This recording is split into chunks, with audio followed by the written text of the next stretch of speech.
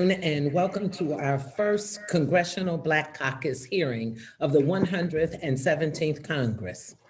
I call to order today's hearing entitled January the 6th, United States Capitol Insurrection, White Supremacy on Display. Today's hearing can be viewed live on our Congressional Black Caucus Facebook. Without objection, the chair is authorized to state the guidelines for participation in today's hearing. Without objection, the purposes of making testimony statements, members and guests are reminded to keep their video functions on at all times when recognized by the chair. Members are also reminded that they are responsible for muting and unmuting themselves and to mute themselves after they finish speaking. Staff will mute witnesses as appropriate. Without objection, the first and second vice presidents, Congressman Stephen Horsford and Congresswoman Brenda Lawrence, will serve as monitors and officiate the 1-minute statements for the record. This hearing, again, can be viewed on social media. The chair now recognizes herself for 3 minutes. I begin today's hearing by giving special acknowledgement to Reverend Al Sharpton, National Action Network, and Marc Morial, President and CEO, National Urban League, for our like-mindedness in needing to call today's hearing to order. To all other guests and Congressional Black Caucus members, thank you for joining our power, our message, a fight for justice. We are here to explore the horrific events that took place in our nation's capital exactly 1 week ago. As chairwoman of the Congressional Black Caucus during our historic 50th anniversary, I look forward to building upon the legacy of our 13 founders, my predecessors who have honorably served this noble organization as chair, and the members who have and continue to serve as the conscience of the Congress. As the world watched Wednesday's attack on our Capitol, the seat of our democracy, many of us were on the House floor participating in the state certification for the election of President Joe Biden and Vice President CBC member Kamala Harris. Others were barricaded in their Capitol Hill offices or en route to the Capitol. Let us be clear. This was a domestic terror attack perpetrated by riotous mobs of white supremacists, armed, equipped, and many skilled in police and military tactics, who came to overturn an election in which their candidate, Trump, lost. They carried and flaunted Trump banners and acted on encouraged words and or actions of Republican Congress members, spouse of Supreme Court Justice Clarence Thomas, other officials, and goaded and enabled by allies of the president and the president Donald Trump himself. This tragic and traumatic attack has brought us here today.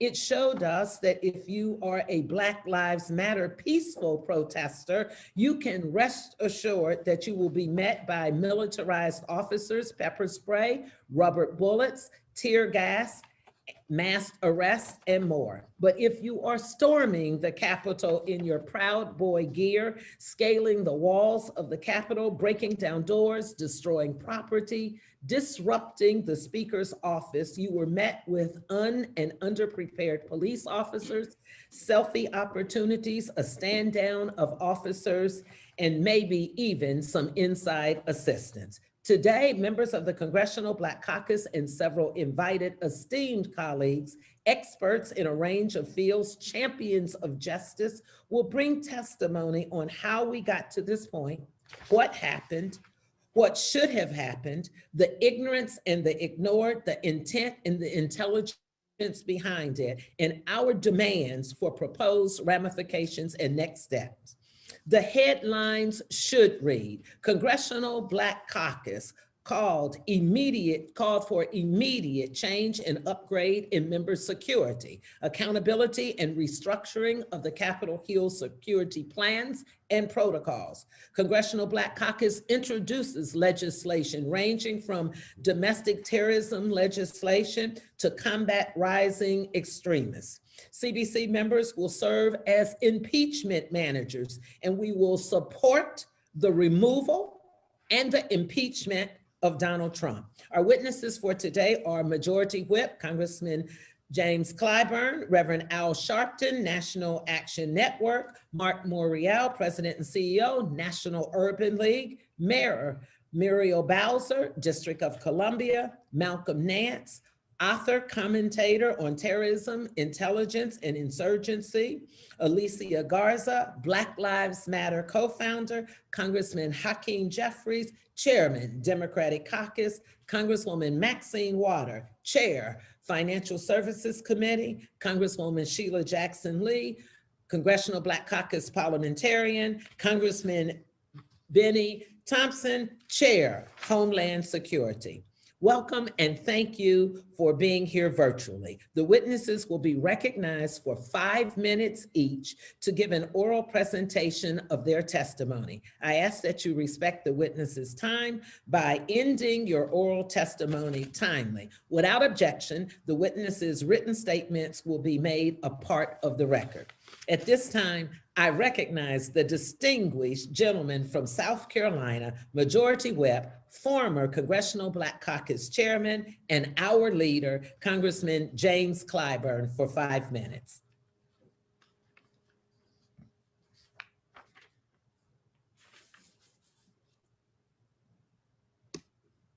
Thank you very much, Madam Chair.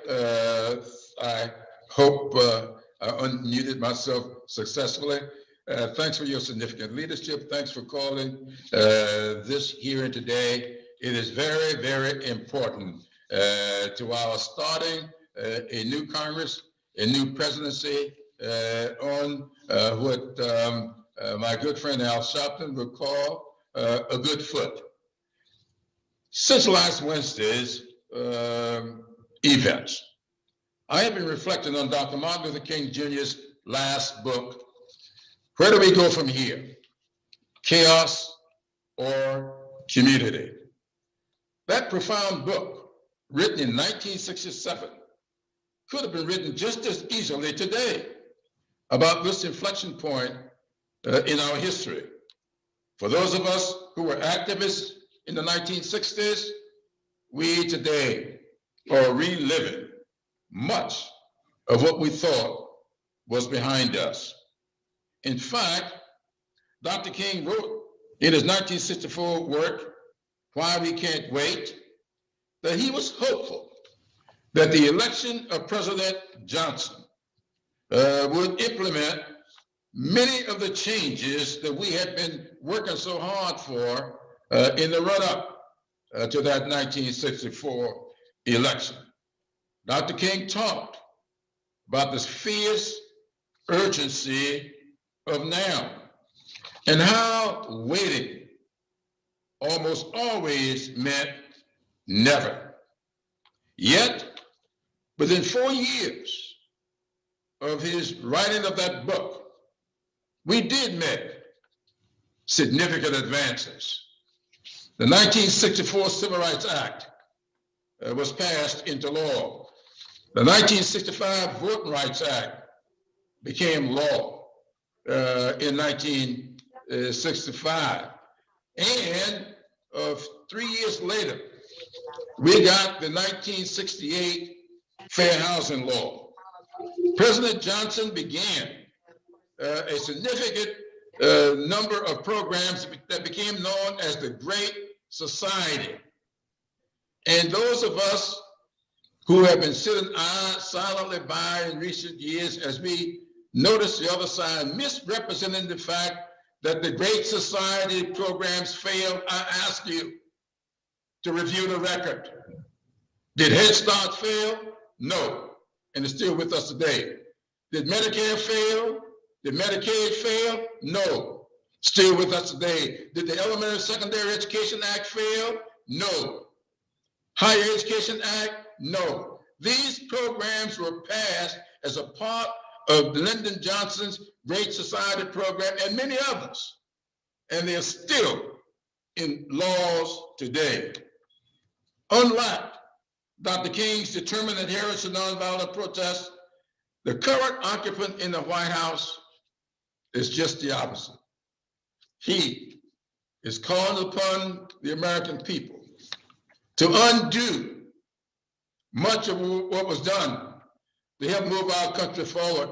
Much of what we have done. He spent all of his time calling for getting rid of the Affordable Care Act. And we know what that has done for many of the communities to be represented.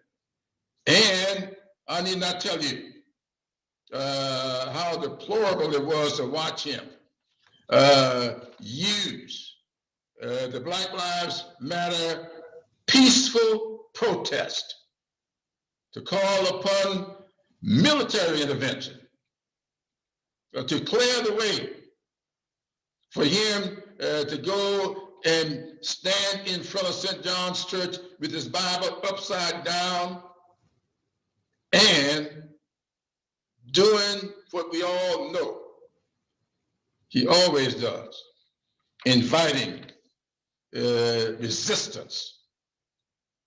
We saw last Wednesday mob violence coming to the capital of the United States.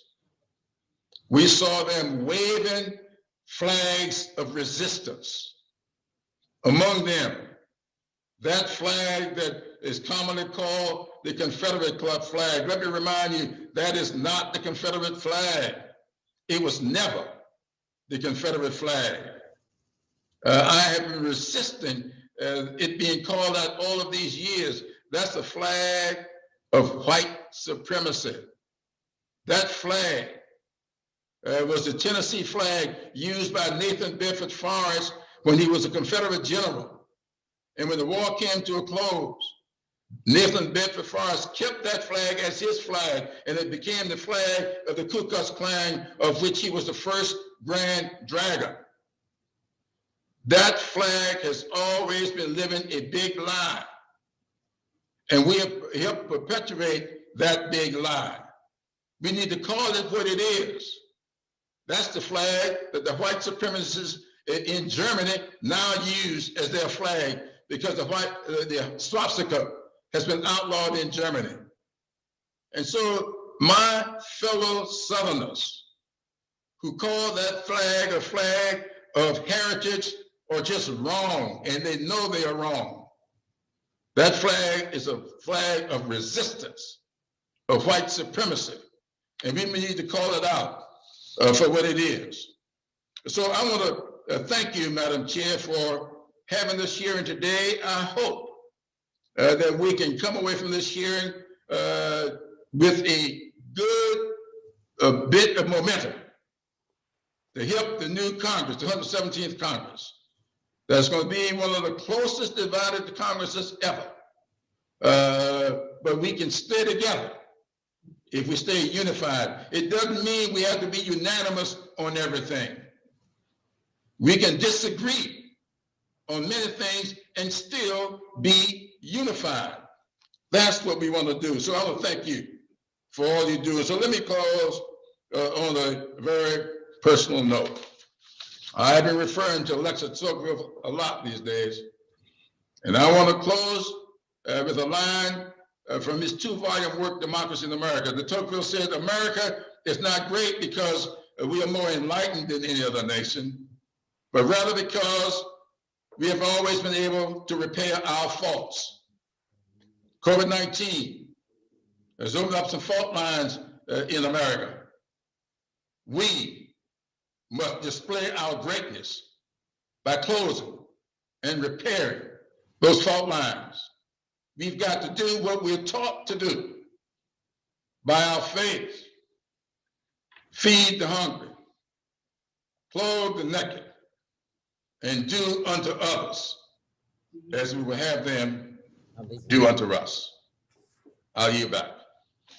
Thank you so much, Mr. Whip. We appreciate all of your words, and what we could not have had better words to kick off this hearing. It gives me great honor at this time to introduce someone who needs no introduction. And thank you, Mr. Leader, for calling him the person that puts us on the good foot, the person that we watch on his own TV show, the person who stands up for justice and has been in the civil rights fight, fighting with us, fighting for us, and leading us. someone that I am honored to call my friend and who called on us early. I want it to be clear. This is not something that was added. This is someone who came to us and said, let's do this together. No other than the Reverend Al Sharpton, National Action Network. Reverend, the floor is yours. Thank you, Madam Chairman, and thank you for your leadership and your standing up for justice down through the years, and including joining you in your district just last week, a day before this insurrection and attempted coup d'etat in Columbus, Ohio, as you helped us funeralize a victim, an unarmed victim who was killed by police in Columbus, Ohio, your district.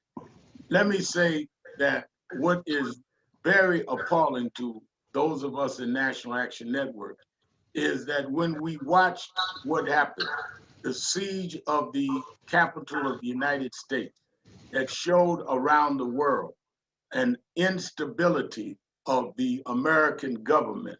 If that had happened in any other nation where there was an election that had been held fairly, that if observers had deemed it to be held fairly, and that the vote count was correct, that therefore the articles from that election being presented before the Electoral College that voted and were certifying that vote on the day of this insurrection.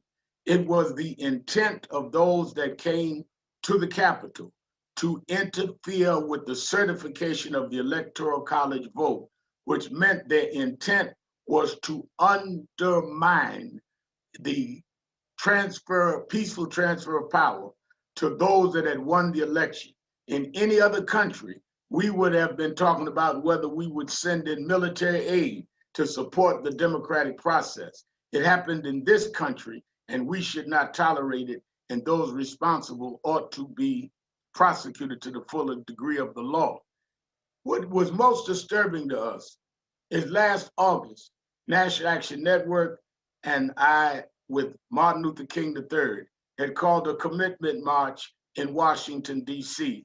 around the issues of the George Floyd Policing and Justice Act and the John Lewis Voting Act. And we rallied over 200,000 people, had the families of police victims. We were joined by Youth Chair Lady Beatty and other members of the Congressional Black Caucus. But what people don't understand, which is particularly of concern to us watching this insurrection, is that in leading up to being able to do that march, as we have experienced at other marches we've done in Washington, we had to meet with various federal agencies and law enforcement to get the permit to even have the march.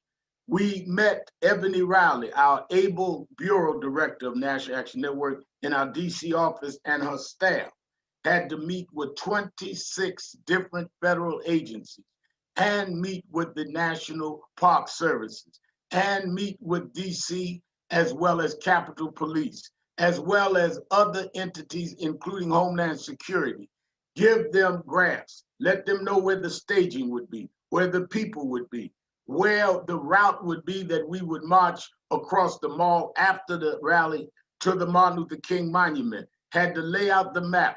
All of this had to be pre-approved, had to have walkthroughs, and had it all certified, and was told that we had to be COVID-19 protocol abide by that, which led us to spending tens of thousands of dollars to buy thermometers, to get everyone's temperature coming into the march, and face masks. All of this had to be laid out before we were given a permit to go on the National Mall to the Lincoln Memorial and march after the rally across the mall to the Martin Luther King Monument. We had to also post a multi-million-dollar insurance bond so that if anything went wrong, we were liable.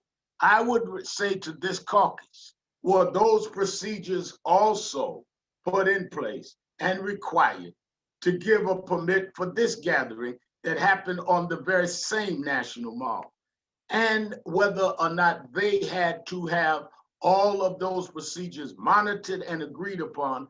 Did they post an insurance bond? If they did, who was the responsible parties and or organizations? Who posted the bond? Who was responsible? And what was the COVID regulations they were given to follow?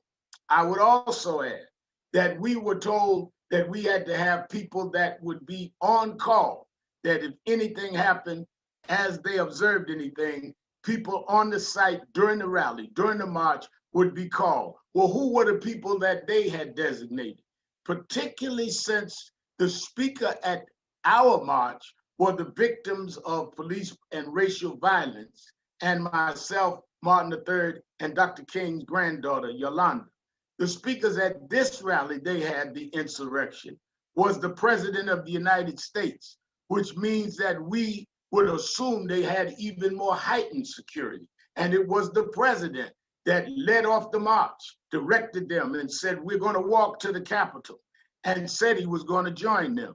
So we must examine who took responsibility, what procedures were taking place, who did they meet with, or did they march without a permit, or did someone look the other way? Whether or not this was done outside of what is the norm that we've had to go through on several occasions.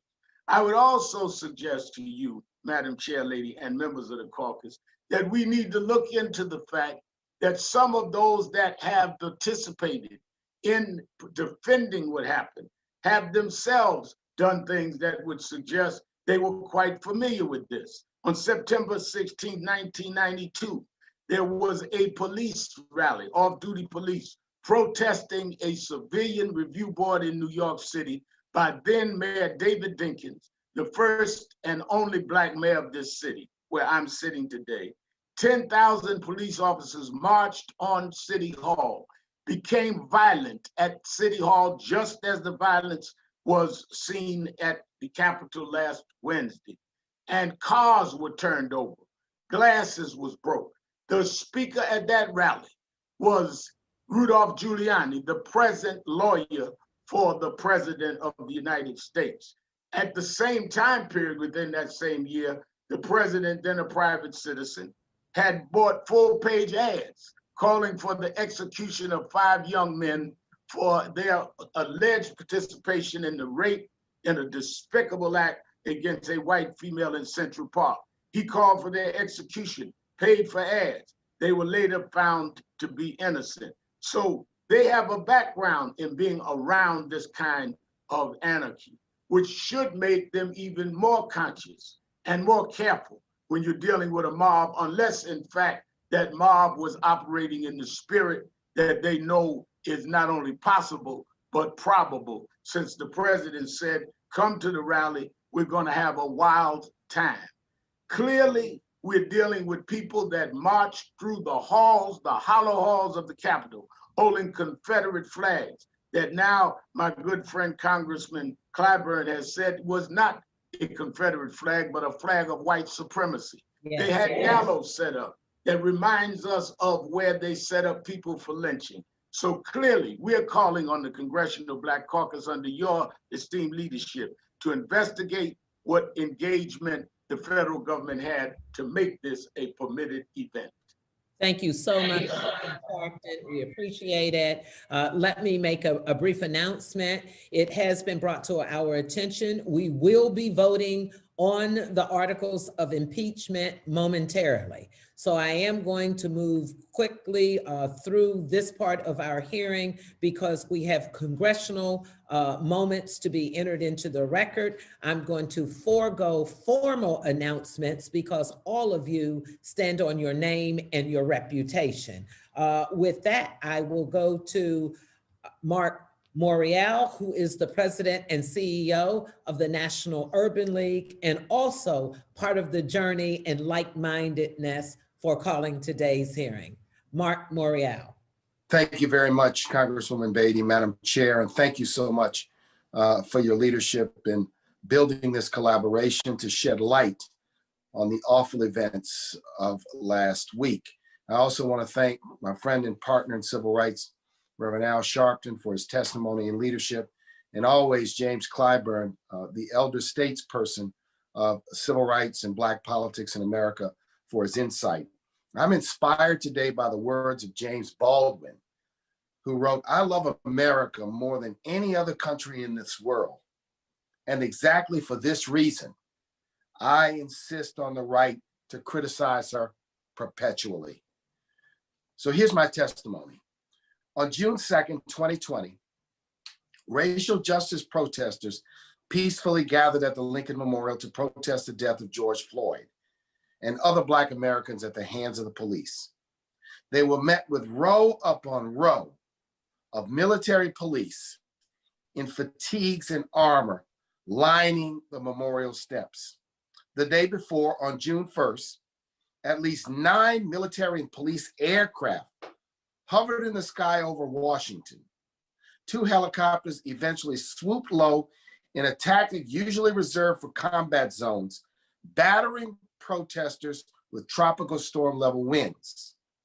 Park police infamously unleashed tear gas and fired rubber bullets to clear a nonviolent crowd from Lafayette Park so that President Trump could stage a photo op. DC Metropolitan Police arrested 316 protesters on June 1st, 2020. The FBI knew that extremists were preparing to travel to Washington to commit violence and war on January 6th. The insurrection was openly plotted on social media. One post on the platform, 8KUN, declared, "We will storm the government buildings, kill cops, kill security guards, kill federal employees and agents."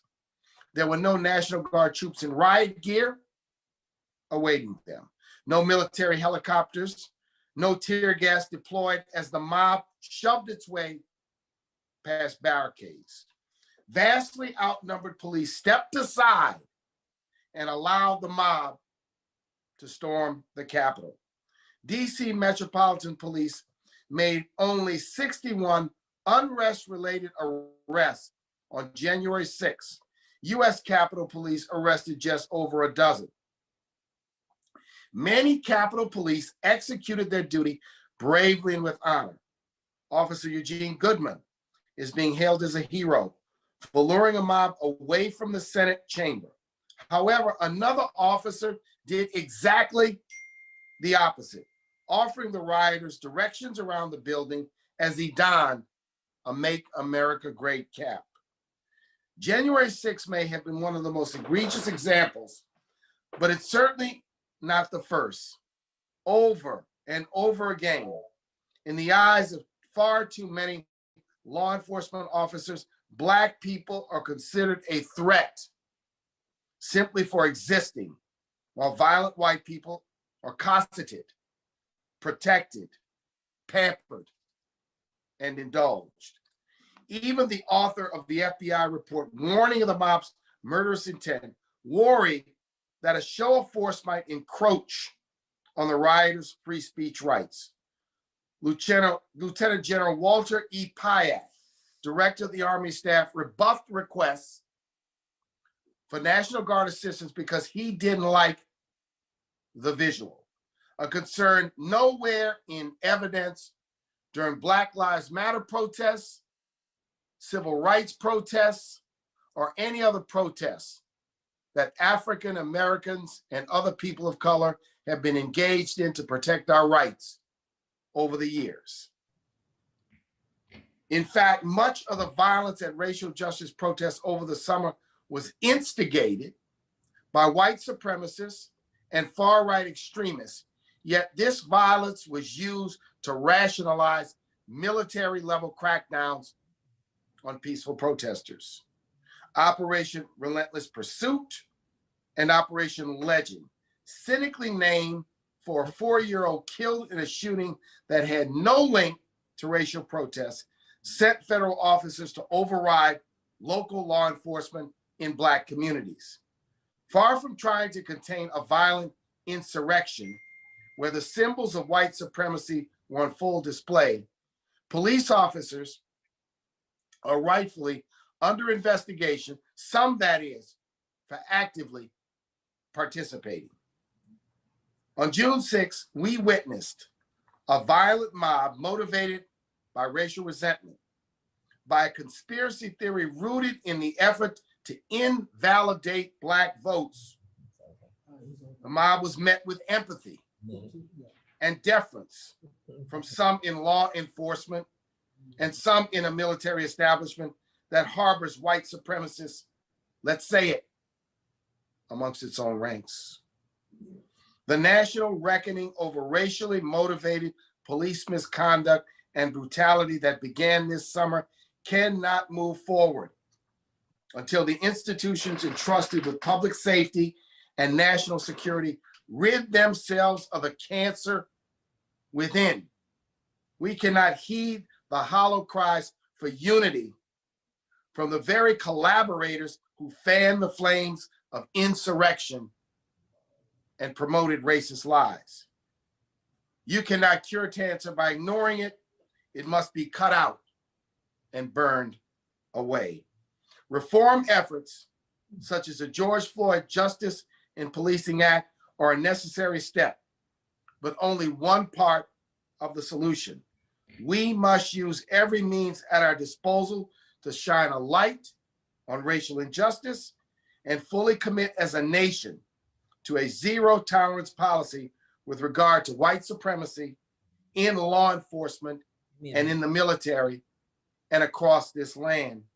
Thank We're you truly so much. at a Thank you. We have to move on, and we will allow all witnesses to also be able to submit and extend their remarks by written testimony. We also would like to say we have thousands of people who are also watching us now on Facebook Live, and we will have time hopefully at the end. But at this time, I'm going to have to move the hearing along.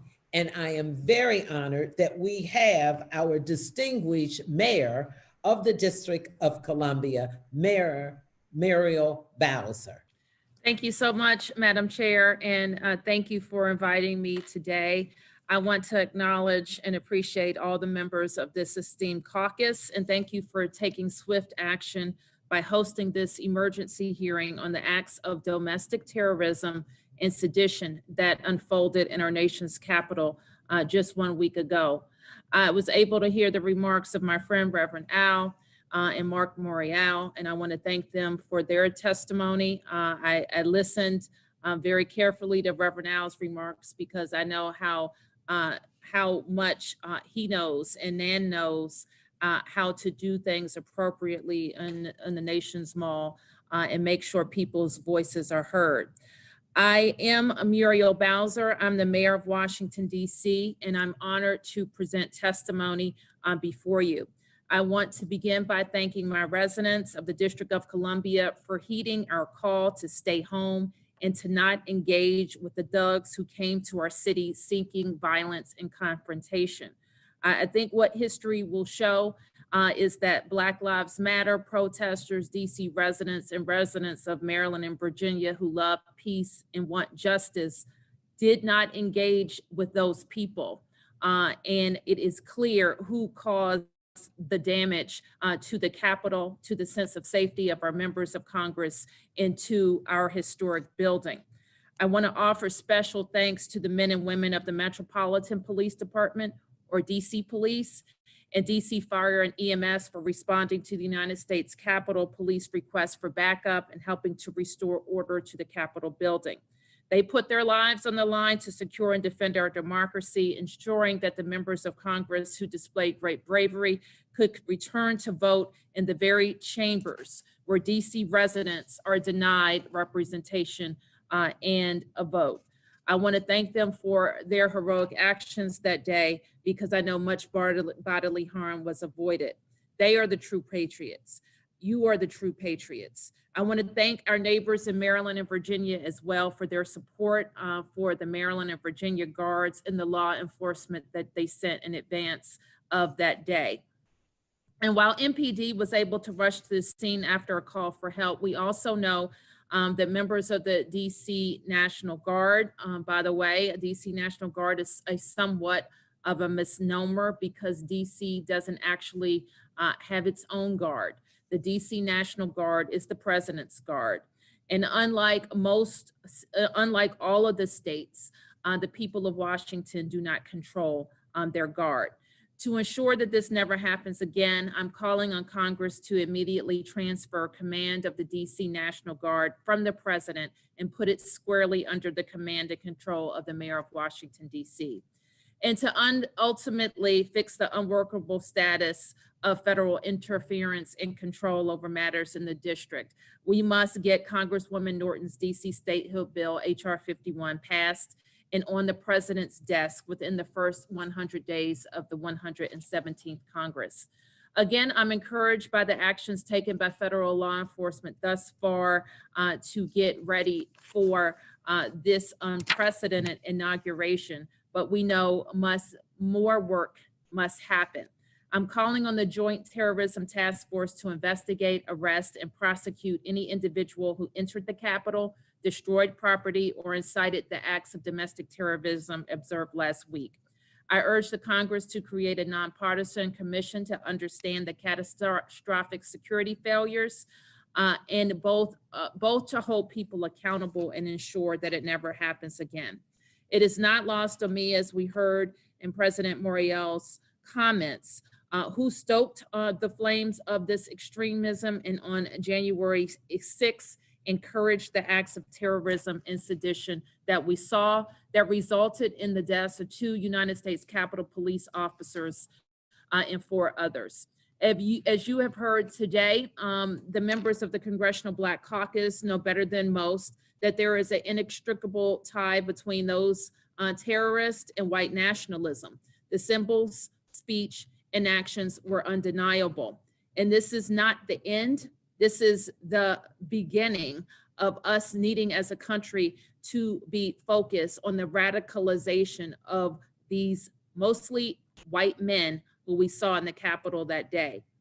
And while these terrorists were met with a light hand from federal law enforcement, allowing them to overrun the Capitol, we did see a very different scene last summer when protesters who peacefully gathered at Black Lives Matter Plaza were met by battalions of armed federal troops in uniform and some unidentified. The undeniable difference of treatment and response cannot be ignored. We are already in the process of an unprecedented inaugural prep. We're working with our partners, both regional and federal, to ensure their plans are adequate to ensure the protection of life and property in the District of Columbia, and ultimately the peaceful transition of power for Joe Biden and Black Caucus member, Senator Vice President-elect Kamala Harris. We ask that all of those interested please watch from home and allow the Presidential Inauguration Committee, invited guests, and security personnel secure this event. As we prepare to inaugurate a new president, there is hope for our nation.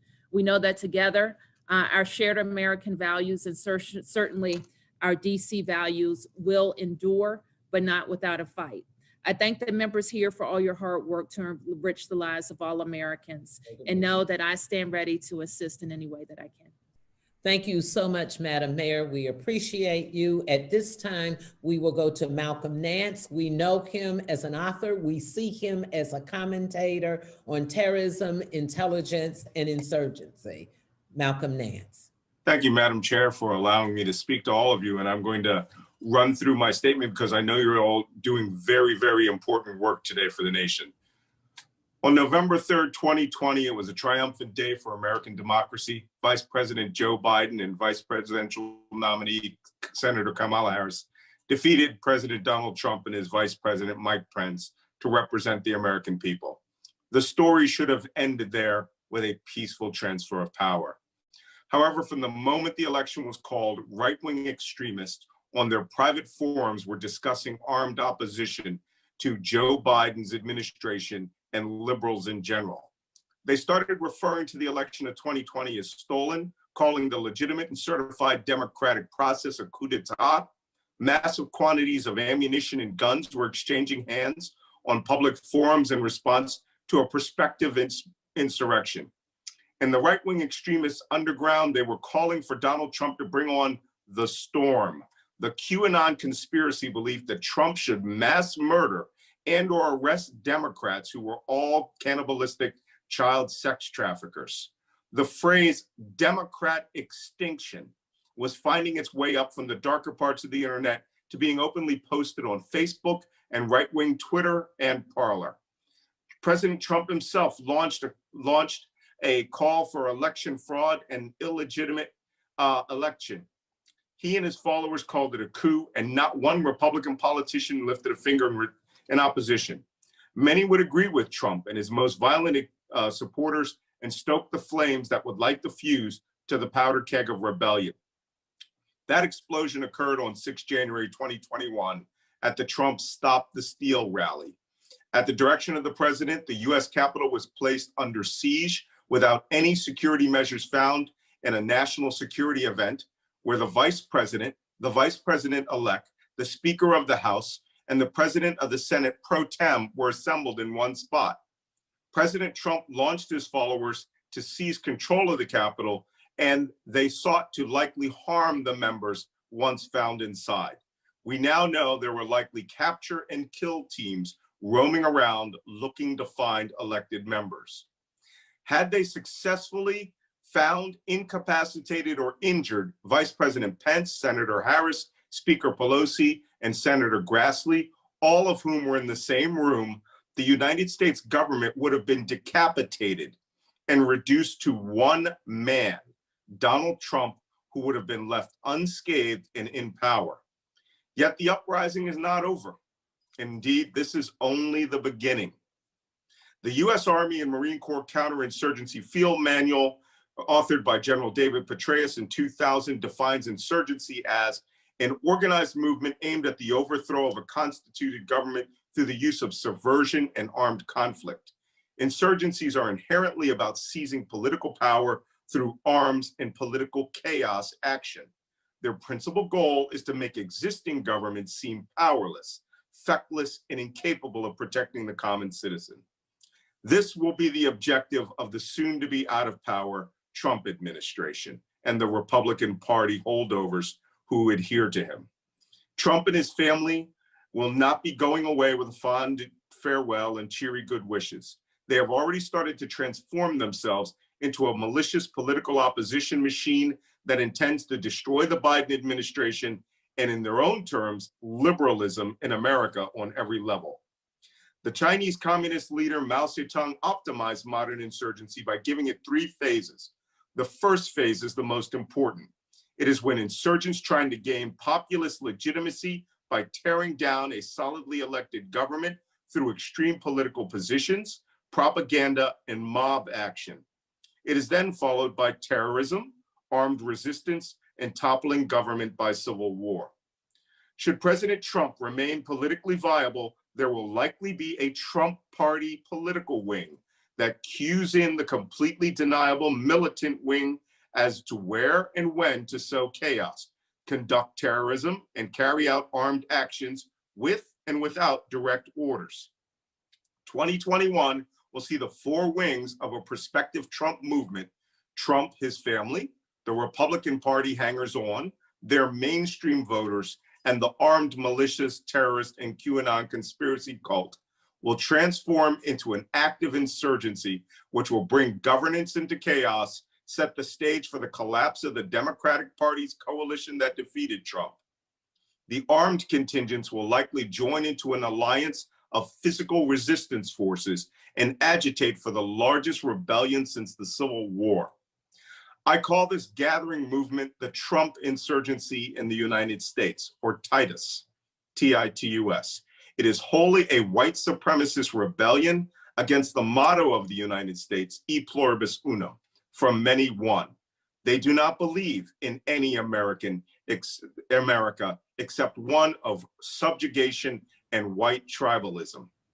Their inherent privilege gave them the ability to attack the Capitol of the United States, attempt to overpower law enforcement, capture and kill our elected representatives, and be ushered out of murdering a policeman as if they were a peaceful Iowa high school tour group. Our understandable desire to ignore the warning signs, which we all saw with our own eyes, to assume the work, and at the time to temper their fervor is akin to sitting on a one-legged stool at the lip of a lava-filled volcano and rationalizing because the final leg had not fallen off that all will be well. It is a terribly and undeniably real. America is in a state of rebellion stoked by one man's own elevation of white tribalism. The people who will man this terrorist insurgency will look like your neighbors. They will look like the local banker, car salesman, tax accountant, gas station owner, heating and cooling technician, because insurrectionists and insurgents are often one's own neighbors, and they want to change American discourse away from democracy to domination by force. Is this specter of the Trump insurgency just alarmist speculation? Hardly. Like coronavirus, they don't care what you think. They view American democratic liberalism as foreign, alien. The word they are calling us all now is communist, and justifiably eradicable. How do we diffuse the fire? For a start, the rule of law and the tenets of the Constitution must be held up as an anvil of justice. Many hundreds of insurrectionists must be held to account. It will be slow, politically distasteful, and people may lose their lives. To quote the immortal words of Jeanette Vasquez, whatever you're going to do, you better do it fast before these insurrectionists launch a full-blown, nationwide, white supremacist insurgency. Thank you all for listening to my remarks.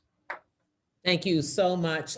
Could not have received any better information at this time. Again, I am going to say not only to our witnesses, but to all those looking, the timing could not have been better. We are on the United States House floor giving our testimony and debate to the impeachment. Therefore, some of our members will be called away, such as our chairman, Hakeem Jeffries. We will insert him during the 1 minute time or when he returns. I will now read off the next few individuals to save time. Unfortunately, we are going to have to stick to the 5-minute rule. I've been advised by our operators that I will tap at 30 seconds and you will be muted at 5 seconds. Only because we are part of history and we want this recorded before the vote. At this time, no stranger to the fight, no stranger to standing up for our power, our message than Alicia Garza, our good friend in CBC, co-founder of Black Lives Matter. She will be followed by the Honorable Congresswoman Maxine Waters, who has been speaking about our power, our message, followed by Congresswoman Sheila Jackson Lee, our power, our message, and rounded out by our very own Chair of Homeland Security, Congressman Benny Thompson. Back to you, my good friend, Alicia Garza. Thank you so much, Madam Chair Beatty, for inviting my testimony today. And thank you for inviting me to participate in this incredible and important and timely hearing. My name is Alicia Garza. I'm the principal at the Black to the Future Action Fund, an organization that works to make Black communities powerful in politics so that we can be powerful in the rest of our lives. I am also one of the creators of the Black Lives Matter Global Network, which is now BLM Grassroots. My comments today represent the views of the Black to the Future Action Fund only. Honorable members of this committee, the insurrection at the United States Capitol building this week laid bare what too many of us have been warning about for years, that white supremacy is not only bad for America's health, and yet it is too often the engine that drives the rules that organize our lives. White supremacy and white nationalism is fueled by an anger at the power that Black communities build and wield, especially when it comes to elections. The president and his followers intend to invalidate the results of the last 2 elections, which is a blatant attempt to neutralize the power of Black voters to change the rules that have been rigged against our communities for generations. As we saw last week in their attempts to attack the government, they will stop at nothing to get their power back. And if they are successful, they intend to keep it. Members, as we approach the birthday of the great Reverend Dr. Martin Luther King Jr., I would like to remind you of the fierce urgency of now. Nearly 1 year ago, my organization released the Black Agenda 2020, a legislative roadmap to make Black Lives Matter from City Hall to Congress. The Black Agenda is informed by the Black Census Project, the largest survey of Black people in America in 156 years, conducted by my organization, the Black Futures Lab. The Black Agenda identified 6 key pillars needed to bring America closer to its promise. We call on this body to make haste in making Black communities powerful in our society by rejecting the toxic culture of white nationalism, by calling it out at every opportunity and in front of every audience. We need Congress to require data collection and regular reporting on white nationalist domestic terrorism in America so that we can dedicate adequate resources to addressing the problem. We need to better understand what efforts are being made to curb white nationalist violence. And in particular, we need to not only understand, but aggressively root out white nationalist and white supremacist actors in law enforcement agencies. Under this president specifically, but under the Republican agenda generally, oversight and accountability for civil rights has been effectively gutted. We call on this body to strengthen the Office of Civil Rights by requiring greater transparency, data collection, and reporting on their work to protect the civil rights of marginalized communities in America, and their work to hold to account those who would act to violate the civil rights of Americans through violence, intimidation, surveillance, and suppression. We also call on this body to refuse and reject any efforts to enact laws that do not address the specificity of white nationalist violence, and instead catch in their dragnet those people like myself who work tirelessly every single day to ensure the presence of a democracy and the promise of an America for all of us.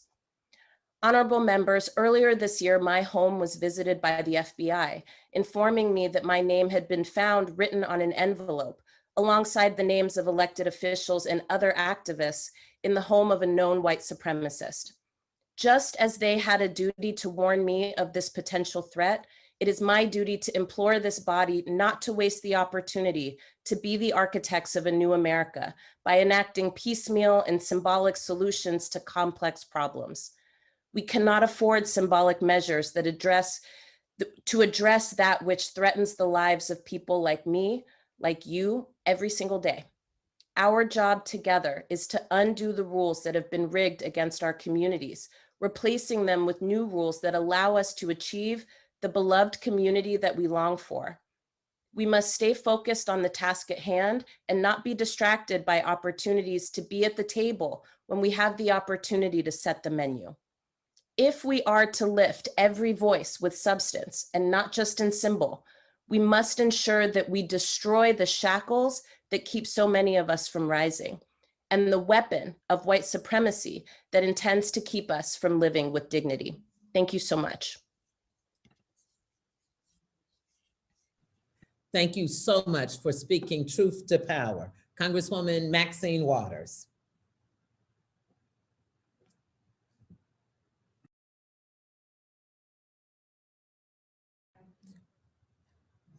We need to unmute you, Congresswoman Waters.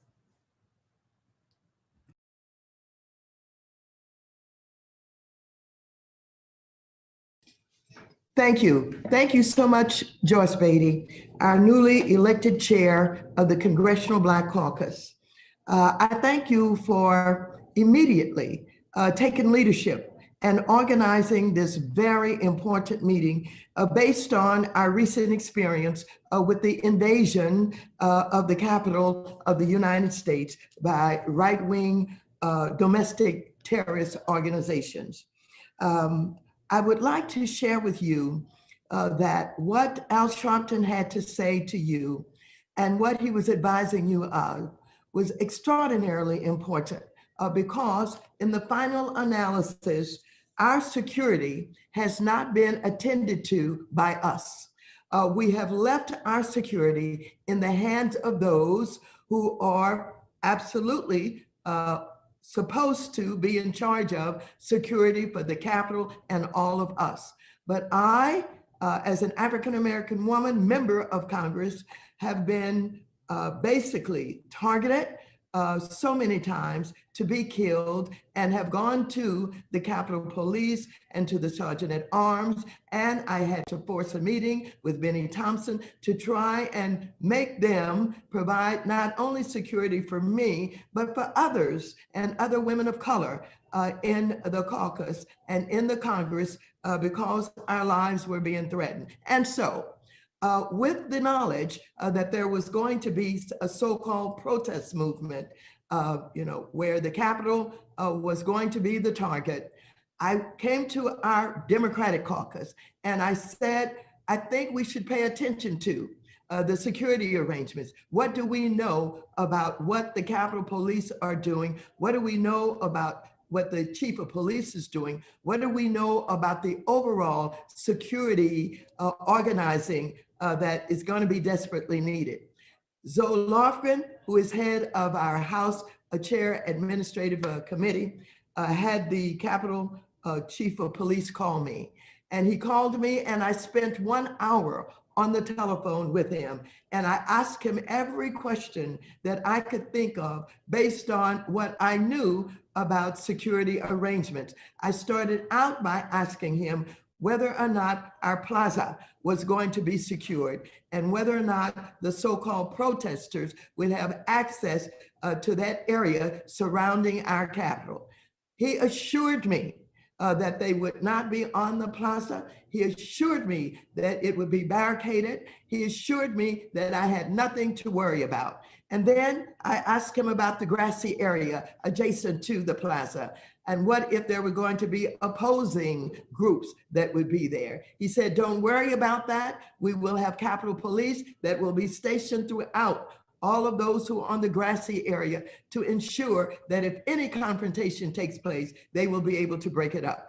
I asked him to give me the outline of the perimeter that was going to be established to keep away those who would be causing trouble. He did not do that. He basically started to tell me about the permitting process, which really must be scrutinized, really must be taken apart, really must be dealt with in the way that Reverend Sharpton talked about. I won't go into detail about how he told me that operates, but I asked him if he was going to block off Independence Avenue because of an incident that took place once when the so-called protesters were there opposing us on Obamacare, and Black Caucus members walked toward the Clinton building and some were spit upon. And so he said, well, I just want the members to use the underground tunnels and to not cross the street, be out where they can be identified. Okay, that was satisfactory. But I asked him about the Metropolitan Police, if he had the cooperation with them. He said, absolutely, they had the cooperation with them. And then I asked him if he absolutely knew the domestic terrorist groups who were well identified. And I pointed out to him that the Proud Boys were in town because that was public information. And he said to me that in the permitting process, that people did not have to identify the group. The individual who was requiring the permit would be sufficient to get a permit. And he went on to explain how that operated. That gave me some real pause and the opportunity to reflect on what I thought was missing there. But then my final kind of question for him was whether or not he was going to have police on top of our buildings, on top of the Capitol, because that's where, would-be assassins would work from. And I reminded him of Dr. Martin Luther King and John Kennedy and how they had been assassinated from high buildings, et cetera. He said to me, Ms. Waters, they can't get on the buildings. They would have to go through the Capitol in order to get to the top of the Capitol building. That won't happen. And so this long 1 hour conversation that I had him, he assured me that he was in charge, that he understood everything that was possible, and that they were organized in such a way there would be security. In the final analysis, this police chief either lied, he was incompetent, or he was complicit. And so now that I'm learning that he was alerted by the FBI and about police organizations from New York that he was lying. And so I'm going to stay on this investigation. I'm going to be right in his face. I'm going to make sure that this information is shared because, ladies and gentlemen, it is not simply about the Capitol. It is about our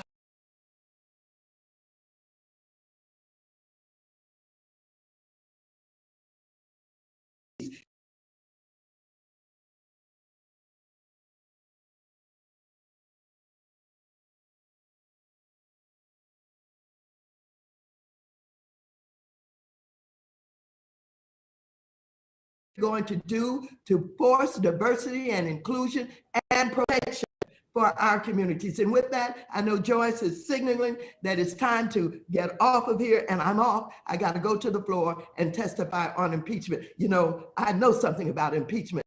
I've been calling for it since this president was elected. Thank you very much. You're quite welcome. And that's my Madam Chairperson. Congresswoman Sheila Lee, Congressman Benny Thompson for 5 minutes exact. And then we will turn it over to our 2 vice chairs because we have our very important congressional minutes by our members of Congress, which will be entered into our records. Delighted, Madam Chair, with your leadership, and to all of those who've spoken, my friend Reverend Al Sharpton and Marc Morial. The idea of today is our power, our message. On January 6th, the chief insurrectionist who will be impeached today spoke for an hour to throngs of insurrectionists in a rally. His words were, "We're going to walk down to the Capitol." And his final words were, "Because you'll never take back our country with weakness. You have to show strength and you have to be strong." In addition to his words, this crowd was filled with white supremacists, those who support Nazism, and many others. In addition, those individuals were clearly racist, as our police officers, who I give a great deal of gratitude for, most of them worked to fight back and protect the Congress. But Black officers were called the N-word. They were abused, and as they tried to do their work, and I'm very glad that the officer who was shown to distract the white supremacists, it has been clarified. But that is the atmosphere in which they were in. In addition, these individuals were carrying flags, signs, and symbols of racism. White supremacist groups and extremist groups were filled in that crowd. It was similar to the Colfax, Louisiana case in 1872, when those who were leading the government at that time were freedmen. White supremacists, white persons came and killed those in leadership position. In fact, there was a Black militia that turned themselves in, and they were killed after they turned themselves in, at least 50. We're in essence fighting a cold civil war, and it has been going on for 156 years. And it involves Black people who are fighting for civil rights, human rights, and civil liberties.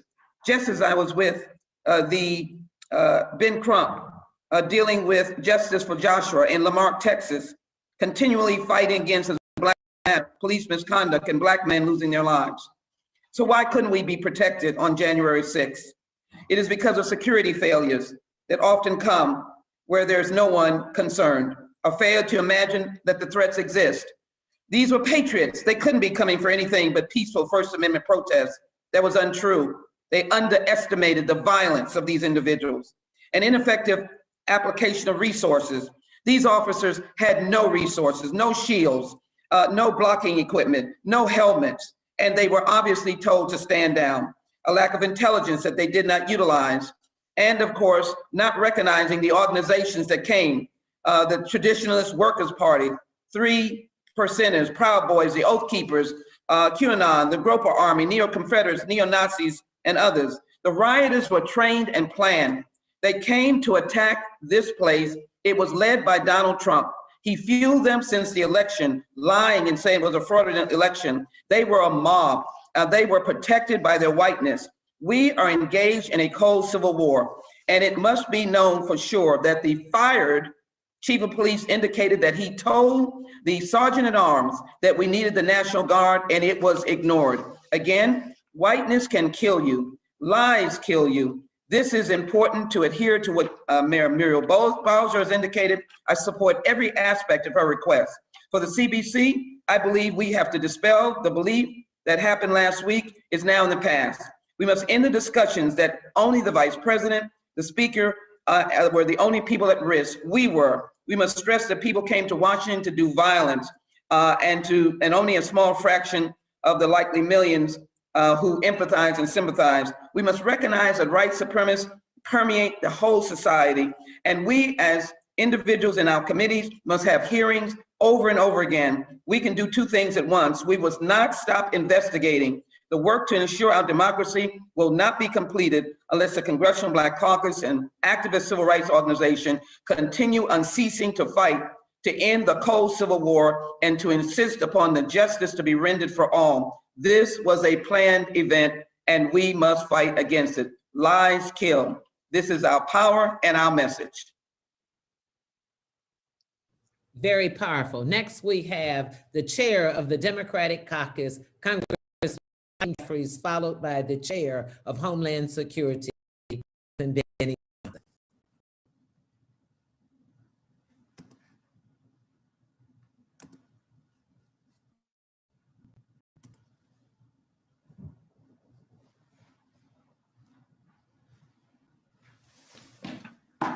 Congressman Hakeem Jeffries.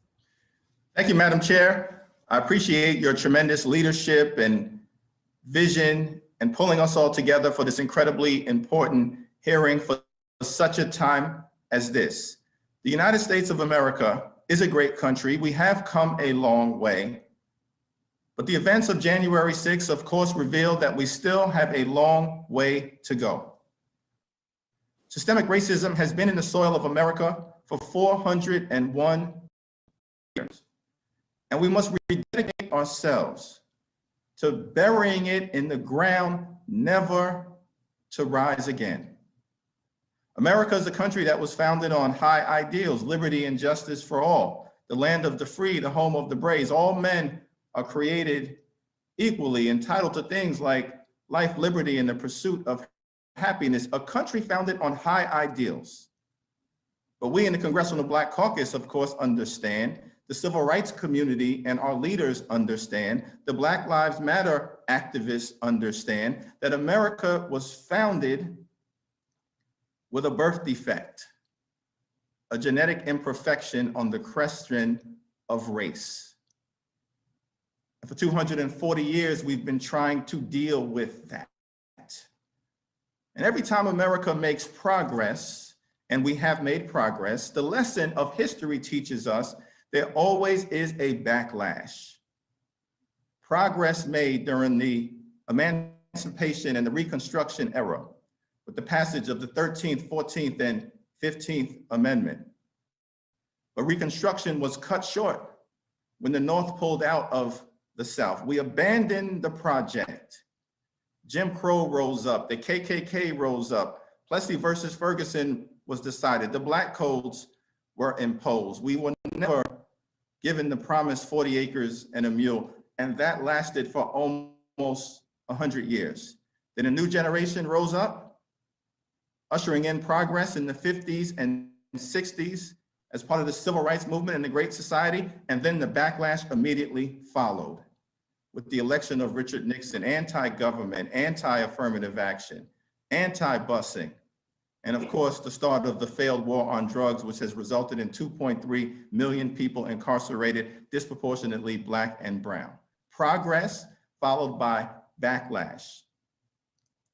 Then Barack Obama rose up as a new hope. Some said we were entering into a post-racial America that lasted for perhaps a few days because the backlash was immediate. The Tea Party rose up saying they want their country back.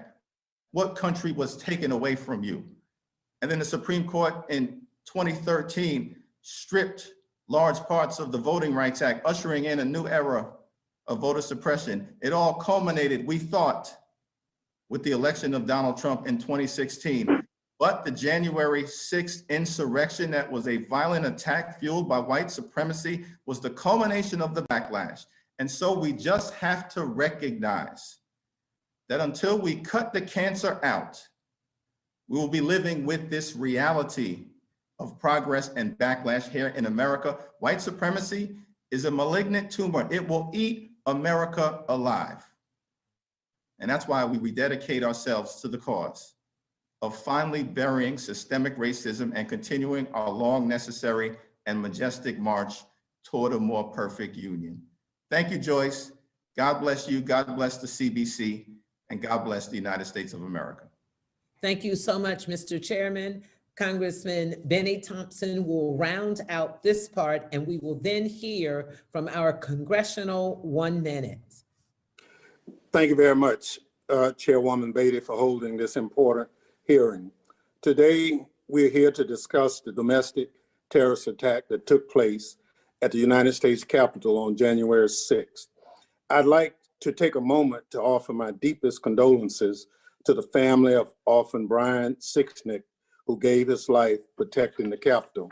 I'd also like to express my gratitude to the officers who demonstrated courage in the face of violent insurrectionists, members of the media who put themselves in harm's way to tell this important story, and activists who continue to fight for change and equality in the face of hate and terror. Last week's attacks are indicative of the pervasive and persistent threat of domestic terrorism. Over the past 2 years under my chairmanship, the Homeland Security Committee has held 11 hearings. We raised the alarm time after time about the growing threat from right-wing extremists emboldened by the president's rhetoric. Our witnesses consistently testified that we were on the brink of a major event like the one we saw last Wednesday. What occurred last week was clearly domestic terrorism incited by President Trump through his speech that morning and his words and actions over the past 4 years, as well as his enablers seeking to overturn the results of a legitimate election. Never in my life did I expect to witness a sitting president openly incite violent extremists at a political rally and then tell them he loved them after they stormed the House and Senate chambers, raised the Confederate flag, and erected a noose. President Trump is a direct threat to the homeland and must be removed from office immediately. This attack was the result of a horrendous security failure. It was no secret that extremist groups, including people who want to start a civil war, plotted to commit acts of violence. Media outlets reported it extensively. It was the worst kept secret in the area that the Trumpsters in the town to. In the days leading up to the attack, experts warned on social media posts openly called for violence. Why was there no better preparation and coordination between this administration, leadership of the Capitol Police, DC Police, and others? The alarms are flashing red for everyone to use. Madam Chair, it's clear something went awful wrong, but the double standard exists. In security, the double standard exists based on black and white. White privilege is alive and well, and the Congressional Black Caucus has to mitigate it every time we see it. So what we will do from an oversight perspective is continue to document and agitate and be the conscience of Congress as we try to make these things better. It is clear that even some of our colleagues who are members of Congress, we're gonna have to look at their security clearances to make sure that they're not violating the oath when they have access to a lot of this information. They might be sharing it to the very same people who came into the Capitol and put all of us at risk. So we're gonna have to review this whole system. But more importantly, next Wednesday, we have a new president. We have to put on his plate in this first 100 days what real domestic terrorists look like in America. The FBI has produced information that it won't publish that says that the single greatest threat in America is a right-wing domestic terrorist threat. We plan to force them after next week to release that information so the entire public can see it. With that, Madam Chair, I thank you. I pledge the committee's support to continue to document the problem.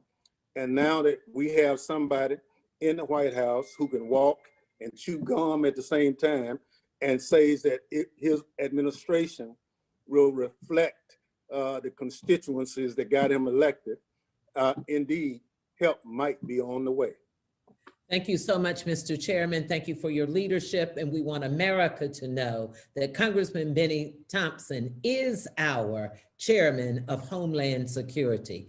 Thank you so much. At this time, let me say thank you to all of you who gave testimony as witnesses. And now we will move quickly into our 1-minute congressional statements. For those who aren't aware of this, this is a tradition that we do on the United States House floor. So the Congressional Black Caucus will be doing it. Our message, our power. Our power, our message. Congressman Stephen Horsford. Thank you, Madam Chairwoman.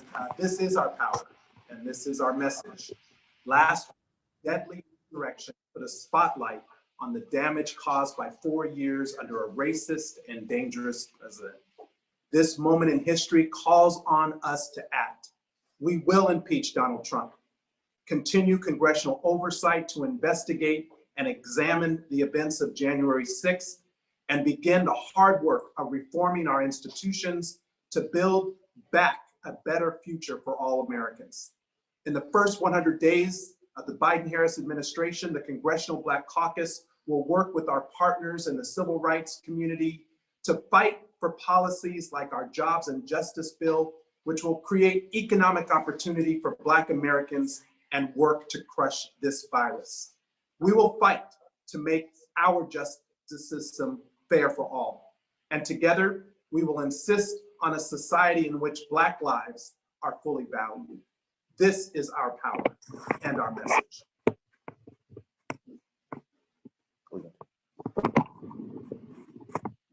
Thank you, Congressman Horsford, and thank you to our amazing chair and soror, and to all the sorors out there, happy Founders Day. Many of you have asked the question, how did this happen?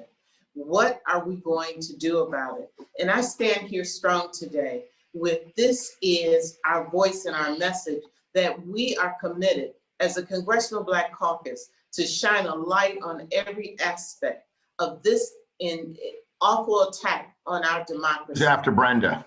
Have shown throughout history that the Black is the conscience of the Congress, and we will use our voice to be sure that the voice of Black America is heard. I was one of those being told to shelter on the floor, being given a gas mask and rushed off the floor. This is serious. People have died, and just God's grace kept us all alive. I want you all to know that today's hearing is very timely and it's important. And as we continue with our voice at this time, I would like to recognize the gentle lady and a soror of mine from Florida, the Congresswoman Val Demings, to continue our power and our message. Thank you so much, Madam Chair, and thank you to our special guests. As you all know, Who's after Val? After me. In law enforcement, I have worked rallies involving the neo-Nazis, the Ku Klux Klan, and other white supremacist groups. I know policing and the special relationship that should exist, and in many places does exist within law enforcement and the community. I want to make two things clear. Number one, the violence that we witnessed in the Capitol was the culmination of the calls for violence over the past 5 years from the president, supported by his enablers. Number two, the police officers on the front lines who fought for us won to his death, deserve our appreciation. It's okay to separate the good ones from the bad ones. However, for any police officers who may have conspired, coordinated, participated in the breach of the Capitol, the violence, the insurrection, deserve to be prosecuted to the full extent of the law. To those who came from other jurisdictions and allegedly flashed their badges to gain illegal entry must be fired and prosecuted. We cannot control their hearts, but we can modify their behavior, and we will do everything possible to hold anyone and everyone accountable. Again, Madam Chair, thank you so much. It is at this time that I recognize the gentleman from Maryland, Anthony Brown. Thank you, Val. I'm Congressman Anthony Brown of Maryland and currently the Vice Chairman of the House Armed Services Committee. Insurrectionists desecrating our Capitol, the center of American democracy, should shock and anger all of us. While Army Secretary McCarthy said officials couldn't envision rioters breaching Capitol grounds in their wildest imaginations, there were warning signs. Mayor Bowser, as we heard earlier, explicitly requested National Guard support for the large crowds because of expectations of violence and criminal behavior. The Pentagon responded, yet prohibited the use of riot gear, the sharing of equipment with local law enforcement, and any interaction with protesters. After President Trump ordered the rioters down Pennsylvania Avenue, requests to redeploy the Guard from around the city were denied and delayed. Army leaders stated that they didn't like the visual of the National Guard on Capitol Hill, and as a result, instead we witnessed the imagery of our democracy being ransacked and overrun by a mob. 86 minutes after the first call went to the Pentagon, Acting Defense Secretary Miller finally authorized assistance to quell the insurrection. By this time, an officer who suffered injuries had died, the Senate was breached, and the American flag had been replaced by the flags of the Confederacy and Donald Trump. Currently, the District of Columbia National Guard is led by the Commander-in-Chief, the President. This is the only scenario in our country where a governor or mayor does not have control over the Guard. The man that incited riot was supposed to protect and send the Guard to the District of Columbia. It did not happen. I call on all of us to support Delegate Eleanor Holmes Norton's bill to transfer authority of the National Guard for the District of Columbia from the President to the Mayor. This is our power. This is our message. Thank you, Congressman Anthony Brown. At this time, I'd like to yield 1 minute to the Congressman Andre Carson. Thank you, Brenda. Thank you, Chairwoman, and thank you, CBC colleagues and guests. As a former police officer and a senior member of the House Intelligence Committee, I've been warning the public for years that the biggest national security threat we face is domestic terrorism from white nationalists. We all know that if the attackers on the Capitol had been Black, they would have been arrested and probably shot. Just yesterday, I learned that my name was on a list of good guys and bad guys in the red truck of the domestic terrorist who was just indicted. He had an arsenal of ammunition and large quantities of explosives. Unfortunately, I didn't learn I was targeted and in danger from this terrorist from the U.S. Capitol Police or from any law enforcement officials who were supposed to protect and serve. I learned from a reporter after the indictment was released. There's a problem here.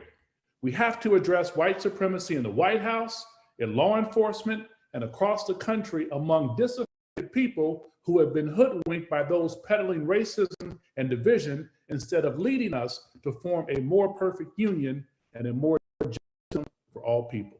Thank you, Madam Chair. Thank you, colleagues. Thank you so much, Congressman. At this time, I would like to yield 1 minute to the Honorable Congresswoman Ayanna Pressley. Thank you. Thank you, Madam Chair. As a Black woman in America, feeling unsafe is certainly not new. For us, a foundational sense of safety and security has never existed. The terror of a violent white supremacist mob is not new in America, a place where Black skin alone is often a crime punishable by death. The threat of white supremacy for many was only made real, however, when it arrived at the steps of the United States Capitol in the form of an armed insurrection. Donald Trump and the hate he emboldens are a clear and present threat to our democracy and our very lives. He must be immediately removed from office, but make no mistake, this did not start with him and it will not end with him. White supremacy courses deep through our institutions, it is codified into our laws, and it is exacted on Black bodies. The work of unlearning and uprooting homegrown hate begins with the immediate impeachment and removal of Trump and the expulsion of his accomplices. But it will not be complete until we've untethered every colonial and imperial tie that binds us to the dark history of our nation's founding. Our power, our message. I yield. Thank you, Congresswoman. At this time, Madam Chair, I'd like to yield 1 minute to the amazing leader of Barbara Lee, Chair of Steering and Policy. Thank you very much, Congresswoman Lawrence, and I want to thank our Congressional Black Caucus and our chair really for first continuing to be the conscience of the Congress, and also Chairwoman Beatty, thank you for your incredible leadership. You truly have come for such a time as this. The attempted coup last week is just the latest manifestation of dangerous and violent white supremacy embedded in America's DNA. Donald Trump has spent the last 4 years stoking fires of white nationalism amongst his supporters. He's peddling and has peddled conspiracy theories and lies in an effort to incite an insurrection against our government, overturn the results of an election, and deny the will of the American people. This happened not secretly, but in plain sight. The events of last week were planned publicly, encouraged by Trump publicly, and carried out confidently without restraint by these white supremacist insurrections. There's no question that our Capitol security leadership was unprepared for this. The question is why, especially after a summer when we saw a militarized presence, fully equipped with tear gas, rubber bullets, and tanks facing civilians, demanded justice for Black people in America. Yet when a violent mob of white supremacists, Trump supporters, carry out a coup attempt and breach the Capitol building, we saw law enforcement completely overwhelmed. Black Capitol police officers told me that they bravely fought, and I know this, to protect us, the building, and themselves. And they were in combat with white supremacists. Given America's deep-rooted history of white supremacy and white nationalism in policing, this is no surprise. Quite frankly, there are two Americas, one where Black people are murdered for walking or driving or sleeping, and one where white people are allowed to operate with complete disrespect.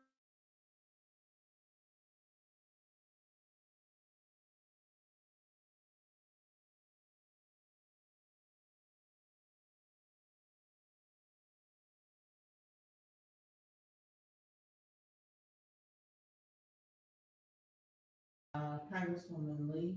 At this time, we will bring forth our representative from Florida, Congresswoman Wilson.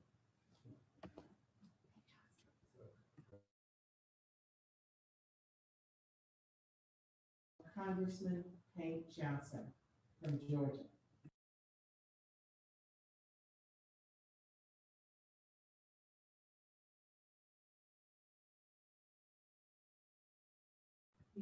Unmute. Mr. Johnson, will you unmute?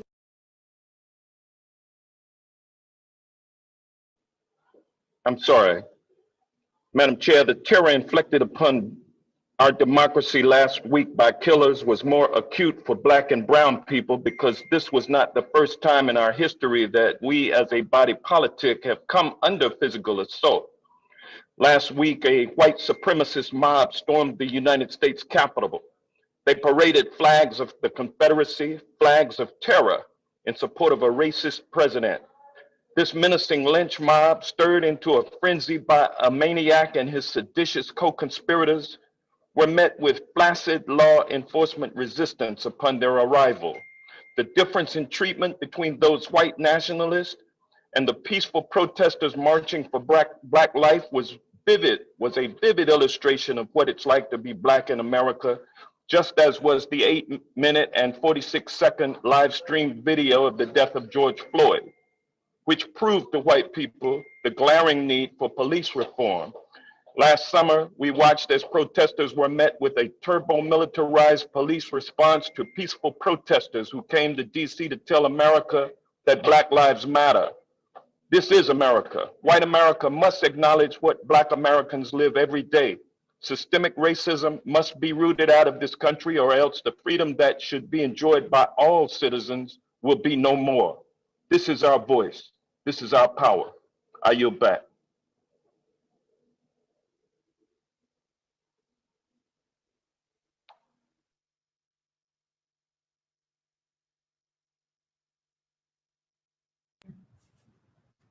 Thank you so much, Congressman Hank Johnson. And at this time, we do have Congresswoman Frederica Wilson back. Thank you, Congresswoman. Thank you to our amazing chair and all the members of the Congressional Black Caucus. The Census Project that we just went through projects that in 2045, white people will become the minority in the United States. Everything that we have seen in this country for the last 400 years up until last Wednesday has been driven by that fact. The insanity and brutality that we have seen in this country only makes sense when we understand white people's fear of extinction. For them, white power equals white supremacy. And white supremacy is only achievable with numerical dominance. In their minds, the rise in the Black and brown population threatens their very existence. That fear that white people have of losing power drives them to extremes to kill and incarcerate as many Black and brown people as possible to maintain their majority status. What we saw play out at the Capitol on January 6th is just a continuation of that effort. It started long before, when slave patrols were created to brutalize and kill Black men after slavery. White fear of extinction has shown itself in Black men being castrated by angry white mobs because the white men were afraid Black men's ability to procreate. It manifests itself in putting millions of Black and brown men in prison during their prime reproductive years. It's manifested itself in the raw hatred spewed at a Black president because he represented the loss of white power. It manifests itself in dog whistle slogans like "Make America Great Again," which really means make America white again. It manifests itself in putting brown and Black babies in cages. It manifests itself in building walls on our borders. It manifests itself in bans on Muslims entering the country. It manifests themselves on the onslaught of TPS. To the white supremacists, these actions must be taken because every new Black and brown immigrant. Thank you so much. Thank you so much, Congresswoman. At this time, we're going to wrap up our witnesses with the last 30 seconds for Barbara Lee from California. Thank you. Can you hear me now, Madam Yes. Chair?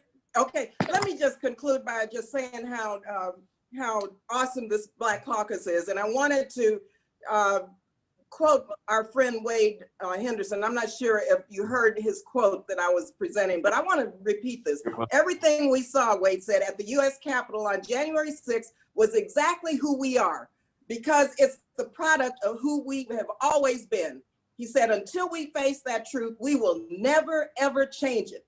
And so, Madam Chair, members, those who are listening and with us today, we have to have this moment of reckoning about the systems in place that perpetuate blatant injustice.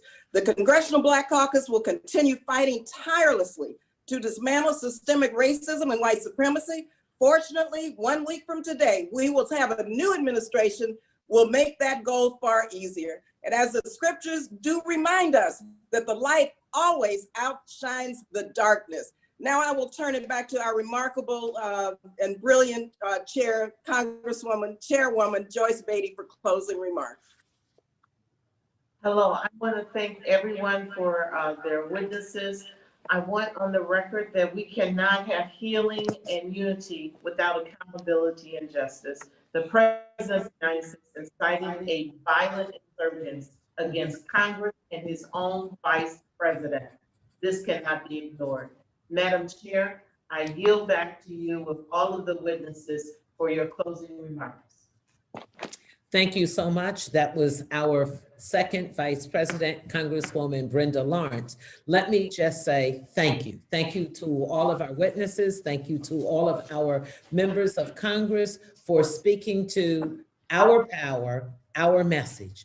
But what our message is at this time is we are not done. We are just beginning. We will go to the United States House floor and we will vote to impeach Donald Trump. We will continue to report out to you on all of our findings. We will tell you our next steps. And we also want you to stay tuned because we will be rolling out our first 100 days from the Congressional Black Caucus, the conscience of the Congress. Stay tuned. God bless you. Our power, our message. You heard it from us. Our power, our message.